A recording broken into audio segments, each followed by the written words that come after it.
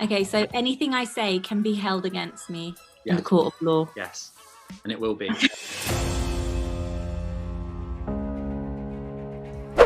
So here we are, finally, we are filming this interview. You'll understand why it's taken us so long. It's just working in this kind of industry, you're just dead. But I'm joined by Fetin, who works in high-end TV drama at the minute. What's your role? I'm currently a floor runner, but I'm also a set PA, and they're basically the same thing. You get called either one. But on my contract, it's a floor runner. I'm currently working in scripted, in high-end TV. I don't know how to explain like the fact that high-end TV is a category on its own, basically. I remember starting out, I didn't really know what high-end TV was until I got into it. I just remember applying for things and it said HETV, and I was like, what the hell does this mean? I didn't know what it either, but yeah, it's high-end TV, which I feel a bit pompous saying that. Oh, I work in high-end TV, but that is the category that it falls under. I started off in factual TV, and I sort of decided I love working in factual TV, but I decided that I also wanted to work in scripted, so I made the move, and here I am. Like I said, I'm the set PA at the moment for a high-end TV show, which started at the end of November, and I'm contracted until September, so that's quite a long contract as well for a runner. That is a really good job. It's a very long contract. I mean, I'm jealous of you, but I can also imagine, like, as fun as it is, you will be absolutely shattered by the end of that. Anyone who works in TV, they know like a long contract gives you a bit of security, because when you're a freelancer, you never know how quickly you're going to get your next job. One thing that I didn't put on my question is the stability of the industry, and I think it's more so with the high-end TV stuff, more so than scripted, not scripted, more so than unscripted and factual, in my experience anyway. I always find that high-end TV, even though it can be long contracts, it's a lot less frequent that you can sometimes find work, really, as a runner maybe. I don't know if that's just me. Compared to factual, I think factual is always there. There's like, it's always there. Factual's always there, yeah. I mean, even in terms of accessibility, I'm sure you know this as well, but factual TV just advertises more. Scripted TV, you rarely find the jobs advertised. It is mainly through knowing people. Yeah. It genuinely is. So, and that's even how I got into scripted TV, was because I knew someone in scripted TV. And until I made that connection, I was finding it so difficult to get jobs in scripted. But in factual, it's a bit easier. Like once you get that first job in factual, it's so much easier to keep getting jobs in factual TV. And there's so many platforms that you can apply for jobs in factual TV.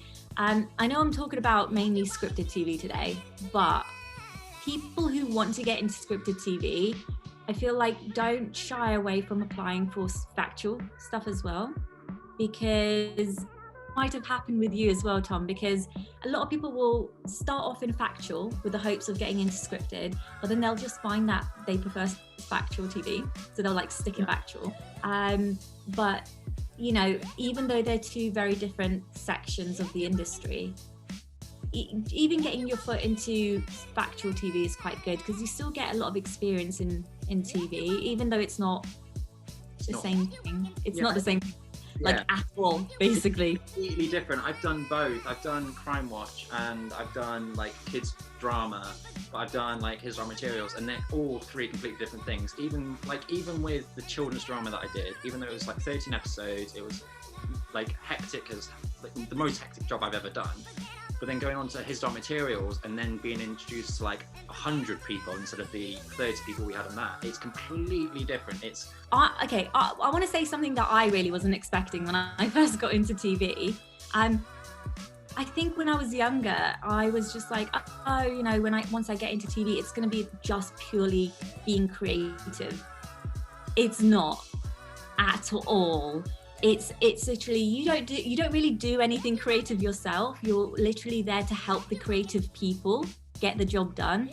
So it's a lot to do with time management and being organized and just paying so much attention. You've got to be kind of good with numbers as well, which I feel scammed because, you know, as like a drama and theatre degree, I wasn't expecting maths to come into play later on in my adult life, but here I am, I have to.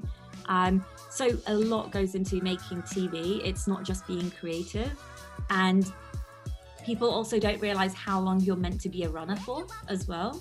Because people just think, oh, you just like start off as a runner and then like within a few months or whatever you'll progress. It's not that. In scripted TV, you can be expected to be a runner for like up to 5 years. It can be long. I remember starting out, I thought, oh, I'll be a runner. I remember actually, story about this. I remember my lecturer in uni saying, you want to be a runner for about 2 years minimum. And I'm like, I'm into my third year going into it. And I'm like, no, like it's completely wrong.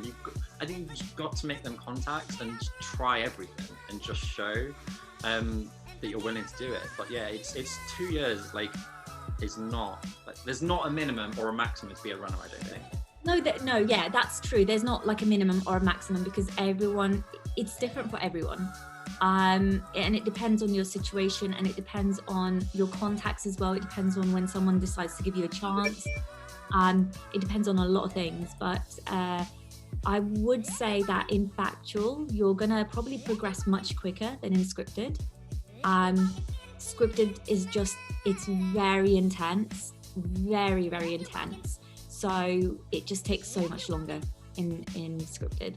I mean, just to give you an example, when I started off in factual, I became a junior researcher within 6 months. Like, that's quite quick. Yeah.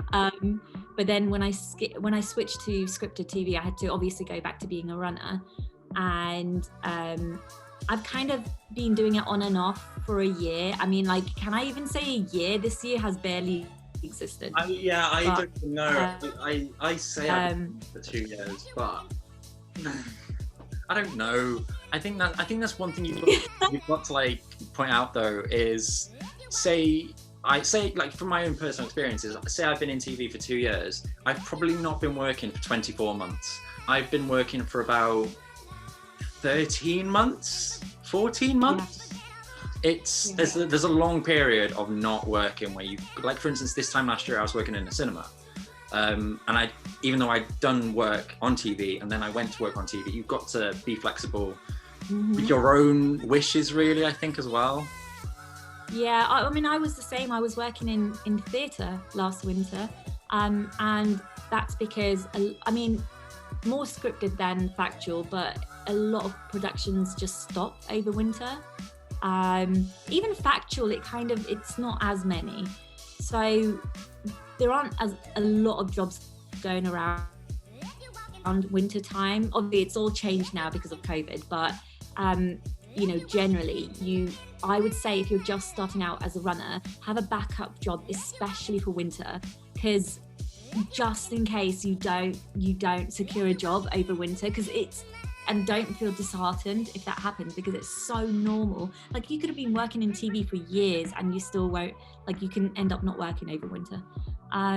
So I had a 0-hour contract in a theatre, and I would just pick up more shifts over Christmas time, because that's kind of worked really well, because Christmas time is the busiest time of the year for theatre and the quietest time of the year for TV. It worked out really well for me, but that theatre is currently closed down. We're in the best industry, but also the worst industry.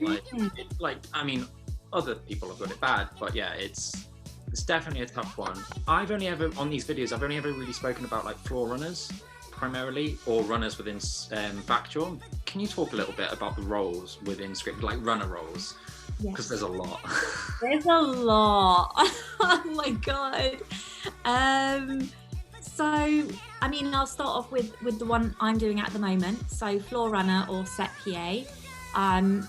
That's the person, and generally you might have more than one set PA on, especially a high-end TV show, because it's so manic that you kind of need more than one. With this one, we currently have 2, but we are going to get a 3rd one as well. And what I do is I'm on the floor. I work with the A team.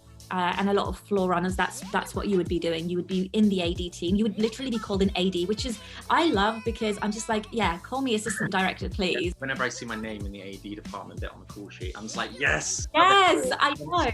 As you know, like other departments will refer to you as an AD, because you're in the AD department, you know?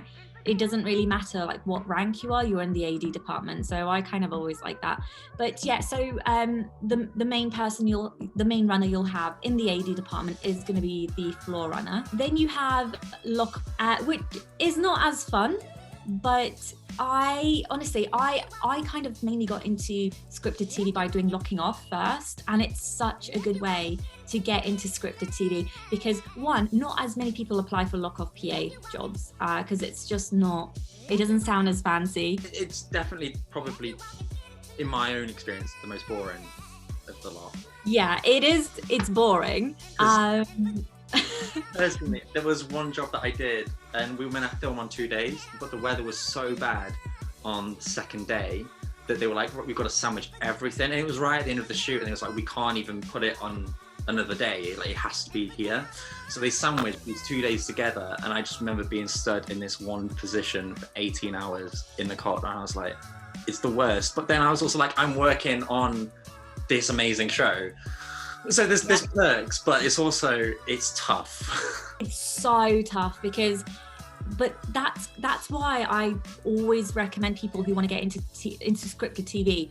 If you see anywhere that they're looking for lock-off PAs, just apply for it because, yeah, I get that it's not the most exciting job, but it's the best way, I think, anyway. You're going to be in the AD department, which is massive as it is. You're not going to have as many responsibilities as the set PA. So it's not as intense. It's boring, but you're also going to be able to observe a lot. You're going to have so much time to observe. You're going to be able to like take in properly what's going on. You're going to be able to listen to the radio and like, you know, not have to action every single thing that's happening, but you can just sort of take it in. I found that it was such a good way to prepare myself for this job I've got at the moment, actually, as like a full-on set PA, because I picked up so many things from being a lock-off PA, but without the added stress of actually having to like action a lot of those responsibilities. So I always recommend apply for lock-off PA. It's also such a great way to make contacts because if the third AD likes you, you never know, they might call you back to do some set PAing or whatever in the future, or for that job. Honestly, you never know what to expect in scripted. So definitely lock off PA, boring, but worth it. I'd agree with you on that one. It's not fun. But... No, it's not. It's not fun, especially if it's on location and not in the studio. If you're on location, you just stand out for hours and hours and you just, it's also not fun the fact that your main purpose is to lock off the location where the shoot is happening while they're rolling, and a lot of people get really annoyed at you for stopping them. And then what else? What am I thinking of? We've got the base runner, who is located at unit base, which is, how do I explain this if people don't know what unit base is? So we've got the set and then we've got unit base, and they're normally not that close to each other, but like, I don't know, productions try to make them close to each other, but sometimes they can even be like 20 minutes away. It just depends on the location. And unit base is kind of where you get like everything that you need that you can't have on set. So you're going to have all the trailers, you're going to have like the production team and everyone working in like an office type place. It'll be in trailers at unit base. Like all the actors or the cast will arrive at unit base first. That's where they get into costume, where they get into makeup, and that's where then they're put into transport and they're driven usually to where the set is on location. So the base runner, that's their job, is to make sure everything goes smoothly back at unit base. So they're not going to really be on set, unless on like really rare occasions where we've got a lot of crowd, but they're mainly at unit base, away from like all the action that's happening on set, and they make sure the actors and everyone gets there on time, gets into hair and makeup on time. And if someone needs something on set, so me and the base runner will talk a lot amongst each other to make sure everything is going smoothly, because I'm usually over there waiting for the cast to arrive, and they're communicating with me, letting me know like when they're going to arrive, how long it's going to be. So it's a lot of work for the base runner. They usually do much longer hours as well, actually, than the set PAs, much longer hours. And yeah, they're great. I love it. I've done a bit of that myself with dailies, and it was I'd definitely say it was the most stressful in terms of having to know where everyone is or what's happening at what time. Like it was stressful in that way, but again, it's really fun. Because I think even though you're in the base, my experience anyway is I was learning a lot from the second AD, which is also really useful.